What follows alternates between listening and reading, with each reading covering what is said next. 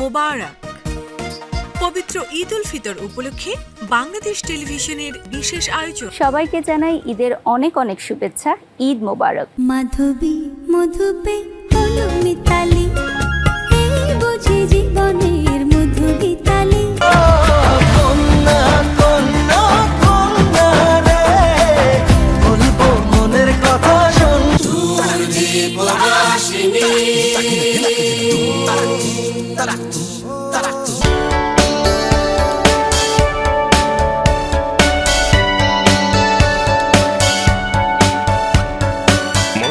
কার মঞ্জির রিনি ঝিনি বাজে চিনি চিনি।